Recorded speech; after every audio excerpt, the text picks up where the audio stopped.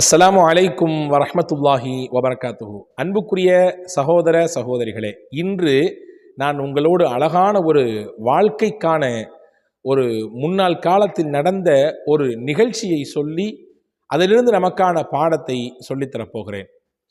காணொளியின் கடைசி வரை என்னோடு இணைந்திருங்கள். சிறந்த நற்பலன் உங்களுக்கு இதன் மூலம் கிடைக்கும் என்று நான் நம்புகிறேன். உங்களுடைய கருத்துக்களை, உங்களுடைய தேவைகளை கமெண்ட்ஸிலே பதிவு செய்யுங்கள். அவசியம் அது கவனத்தில் கொள்ளப்படும். இன்றைக்கு எங்கே திரும்பினாலும் வெட்டுக்குத்து, சண்டை, சச்சரவு, சொத்துக்காக வேண்டி தகராறு, அண்ணன் தம்பிகளுக்கு இடையிலே மோதல் பார்க்க முடிகிறது. எங்கே திரும்பினாலும் ஏதாவது ஒரு ஆதாயம் நமக்கு கிடைத்து விடாதா என்பதற்காக வேண்டி பகையும் வன்மமும் குரோதமும் பெருகிக்கொண்டே போகக்கூடிய காலகட்டத்தில் நாம் வாழ்ந்து வருகிறோம். ஆனால் இயற்கை என்ன தெரியுமா? எதுக்கு நம்ம அடிச்சுக்கிறோமோ, எதுக்கு நம்ம குரோதப்பட்டுக்கிறோமோ, வெறுப்புப்பட்டுக்கிறோமோ, அதை அடைகிறதுக்கு முன்னாடியே நம்ம இந்த உலகத்தை விட்டு போயிடுறோம். அனுபவிக்காமையே போய் தொலைஞ்சிடுறோம். ஆனால் நமக்கு என்ன மிச்சம்? வெறுப்பும் வன்மமும் தேவையில்லாத பகையும் மட்டும்தான் மிச்சம். இதை மனிதர்களிலே பலர் புரிவதே கிடையாது. புரிந்துவிட்டால் வன்மத்தை சம்பாதிக்க மாட்டார்கள். புரிந்துவிட்டால் வெறுப்பை அறுவடை செய்ய மாட்டார்கள். இதை புரிந்துவிட்டால் அன்பும் பாசத்தையும் மட்டுமே அவர்களின் இலக்காக கொண்டு வாழ்வார்கள். வாருங்கள், ஹஜ்ரத் சையதுனா ஈசா அலை இஸ்லாமின் வாழ்க்கையில் நடந்த ஒரு நெகிழ்ச்சியான நிகழ்ச்சியை உங்களோடு பகிர்ந்து கொள்கிறேன். ஈசா அலை இஸ்லாம் வெளியூருக்காண்டி பயணப்பட்டு இருக்காங்க. கிளம்பிட்டாங்க. கிளம்புற நேரத்தில் ஒருத்தர் வந்து, நானும் உங்களோட வரப்போகிறேன் அப்படின்றாரு. ஈசா அலை இஸ்லாம் அவரை அன்போடு இணைத்து கொண்டார்கள். கொஞ்சம் தூரம் பயணித்தாங்க. பயணத்தினுடைய ஒரு எல்லை வந்தது. ஈசா அலை இஸ்லாம் சொன்னாங்க, களைப்பாக இருக்குது, கொஞ்சம் சாப்பிட்டுட்டு கொஞ்சம் ஓய்வு எடுத்துட்டு மறுபடியும் கிளம்பலாம். அவரும் ஓகேன்னாரு. கைகாலெலாம் கழுகிட்டு வந்து ஈசா அலை இஸ்லாம் உட்காந்து தன்னுடைய பார்சலை பிரித்து அதிலிருந்த ஒரு ரொட்டியை தான் சாப்பிட்டாங்க. இன்னொரு ரொட்டியை தன்னுடைய அன்பருக்கு, கூட பயணத்தில் வந்த தோழருக்கு கொடுத்தாங்க. இன்னும் ஒரு ரொட்டி மிச்சம் இருக்குது. சாப்பிட்டு முடிச்சுட்டு போய் கையை கழுகிட்டு வரலான்ற அந்த கேப்பில் அந்த பயணத்தோழர் இருக்கிறார மிச்ச ரொட்டி எடுத்து சாப்பிட்டு போட்டார். சாப்பிட்டார், பசியோ என்னமோ தெரியல, சாப்பிட்டார். கையை கழுகிட்டு வந்து ஈசா அலை இஸ்லாம் பார்க்குறாங்க, இருந்த பார்சலில் இருந்து ரொட்டியை காணோம். கேட்டாங்க, இந்த ரொட்டி எங்கப்பான்னு கேட்டாங்க. எனக்கெலாம் தெரியாதுங்க அப்படின்ட்டார். எனக்கெலாம் தெரியாது அப்படின்ட்டார். அப்படியா, சரி ரைட் வாங்க அப்படின்னு சொல்லி பயணத்தை தொடர்றாங்க. கொஞ்சம் தூரம் போகிறாங்க. ஒரு சில நேரங்கள் கழிகிறது. மறுபடியும் பசி. என்ன செய்கிறது? இருந்தது தான் மொத்தமாக காலியாக போச்சே. இப்போ அந்த சைடாக ஒரு மான் ஓடிக்கிட்டு இருந்துச்சு. அந்த மானை பார்த்துட்டு ஈசா நபி கேட்டாங்க, மான் கறி சாப்பிட்றோன்னு உனக்கு பிரியம் இருக்குதா அப்படின்னு கேட்டாங்க. சாப்பிட்டதே இல்லைங்க, கொடுத்தா சாப்பிட்லாமே அப்படின்னாரு. ஆனால் ஈசா அலை இஸ்லாம் அல்லாஹ்ட்ட துவா செஞ்சு, யா அல்லாஹ், இந்த மான் எனக்கு உணவாக வேண்டும், எனக்கு நீ அதை ஏற்படுத்தி கொடுன்னு கேட்டாங்க. பக்கத்தில் வந்துச்சு. அது அப்படியே இறந்து விழுந்தது. ஹஜ்ரத் ஈசா அலை இஸ்லாம் அதை எடுத்து சுட்டு சாப்பிட்டு அதனுடைய எலும்புகளை மறுபடியும் கீழே போட்டார்கள். கீழே போட்டு அல்லாஹ்ட்ட சொன்னாங்க, யா அல்லாஹ், உன்னுடைய பேர் அனுமதியை கொண்டு இதை மறுபடியும் உயிர்ப்பிப்பாயாக என்று சொன்னாங்க. எலும்புகள் எல்லாம் ஒன்றாக ஒன்றோடு ஒன்று சேர்ந்தது. சேர்ந்து மறுபடியும் ஒரு உழுப்பு விட்டு அது சாதாரணமாக நடக்க துவங்கியது. இந்த ஆச்சரியத்தை கூட இருந்து அந்த தோழர் பார்த்தார். பார்த்து முடித்த உடனே ஈசா நபி கேட்டாங்க, எல்லாம் எவ்வளோ பெரிய அதிசயம், அற்புதம், அல்லாஹ் நிகழ்த்தி காண்பித்தான் இல்லையா? ஆமாம். சரி, அந்த அல்லாஹ்வின் பெயரை கொண்டு கேட்கிறேன், அந்த ஒரு ரொட்டி யார் சாப்பிட்டதுன்னு கேட்டாங்க. எனக்கு தெரியாதுங்க அப்படின்ட்டு மறுபடியும். சரி பரவாயில்ல வாங்க அப்படின்னு கூட்டு போயிட்டாங்க. கொஞ்சம் தூரம் போனாங்க. ஒரு குறிப்பிட்ட எல்லை வந்தது. ஒரு பெரிய ஆறு, காட்டாற்று வெள்ளம், கடுமையான நீர் அப்படி சீறி பாய்ந்து ஓடுது. அப்போ அந்த ஆற்றை கடக்கணும். என்ன செய்யணும்? கப்பல் இல்லை, துடுப்பு இல்லை, எந்த பெரிய உபகரணமும் இல்லை. ஈசா அலை இஸ்லாம் எல்லாரும் துவா செஞ்சாங்க. துவா செஞ்சுட்டு தன்னோட அவரை கையை பிடிச்சிக்கிட்டாங்க. என் கூட பிஸ்மில்லான்னு வாங்கினாங்க. அந்த ஆற்றை அப்படியே காலால் நடந்து கடந்தார்கள். தரையில் நடந்தால் எப்படி நடப்பார்களோ அதே போன்று நடந்து அந்த வெள்ளம் கரை புரண்டு ஓடக்கூடிய ஆற்றை அப்படியே கடந்து அக்கறைக்கு போனார்கள். கேட்டாங்க ஈசா நபி, இது எவ்வளோ பெரிய ஆச்சரியம், அற்புதம் தானே? ஆமாம், அல்லாஹ் தான் இதை நிகழ்த்தி காண்பித்தான், உண்மைதான். சரி, இதை பார்த்தல்ல, இப்போ சொல்லு, அந்த ஒரு ரொட்டியை சாப்பிட்டது யாருன்னு கேட்டாங்க. எனக்கு தெரியாதுங்க அப்படின்றார் மறுபடியும். சரி பரவாயில்ல, மறுபடியும் கூட்டு போனாங்க.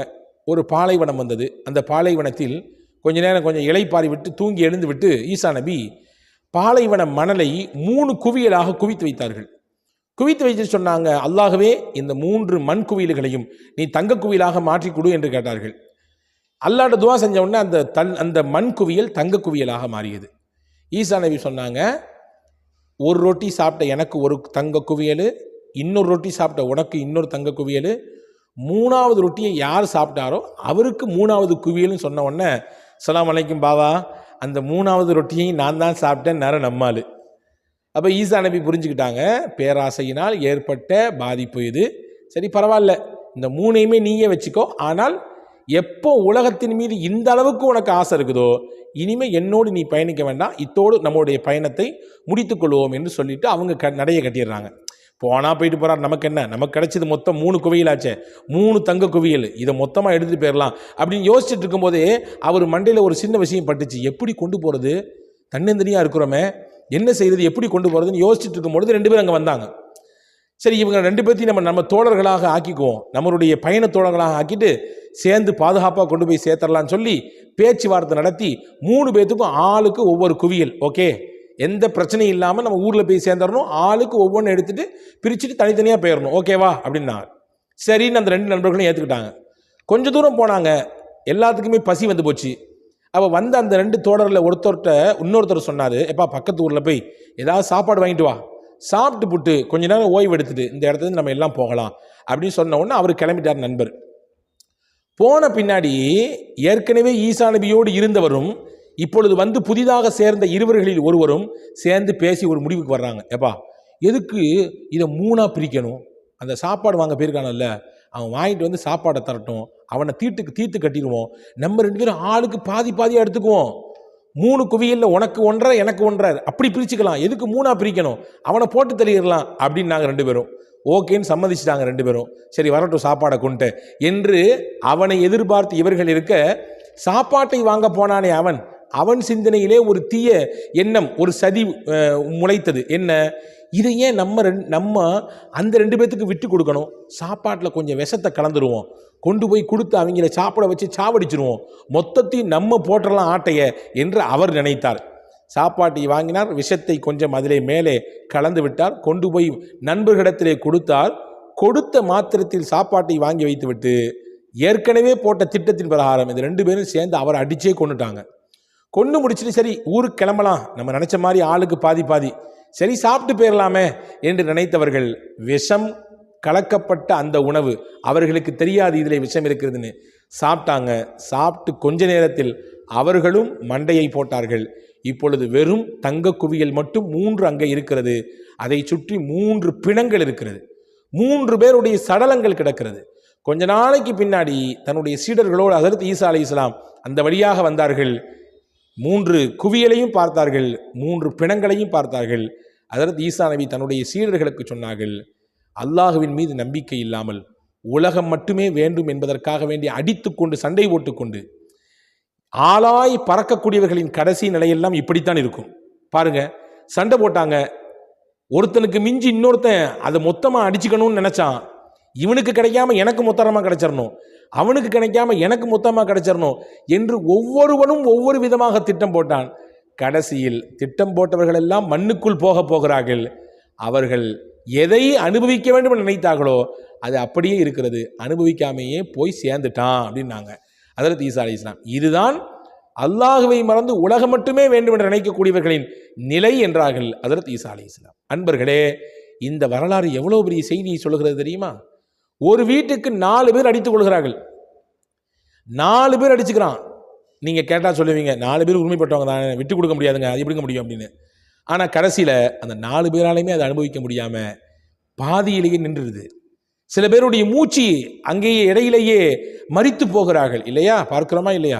எத்தனை விஷயங்களை சொல்ல முடியும். அப்போ ஒன்றை புரிஞ்சுக்கணும், உலகத்தை அடைய வேண்டும் என்பதற்காக வேண்டி வல்ல அல்லாஹுவை மறந்து போட்டியிலும் பொறாமையிலும் சண்டையிலும் சச்சரவுகளிலும் பகையையும் வளர்த்து கொண்டு எதை நாம் அனுபவிக்க வேண்டுமோ அதை இழந்து கடைசியில் வேறு யாரோ அனுபவிக்கக்கூடிய சூழலிலே நாம் விட்டு செல்வதை விட உலகத்தில் எல்லோரோடும் அன்போடும் உறவோடும் பாசத்தோடும் இணக்கத்தோடும் எல்லோருடைய துவாவோடும் வாழ வேண்டும் என்கின்ற அக்கறையையும் சிந்தனையையும் மூமின் எடுத்துக்கொள்கிற பொழுது நிச்சயமாக அதன் பலனாக வல்ல அல்லாஹ் அவனுக்கு எதை தந்தானோ அதிலே பரக்கத்தை தருவான், அதன் மூலமாக நிறைவான வாழ்வை தருவான். இந்த நிகழ்ச்சி அதை தான் நமக்கு சொல்லித் தருகிறது. யோசித்து நம்முடைய வருங்கால வாழ்க்கையில் பின்பற்றக்கூடிய தௌஃபீக்கை உங்களுக்கும் எனக்கும் வல்ல அல்லாஹ் வழங்கட்டும். வசலாம். அஸ்ஸலாமு அலைக்கும்.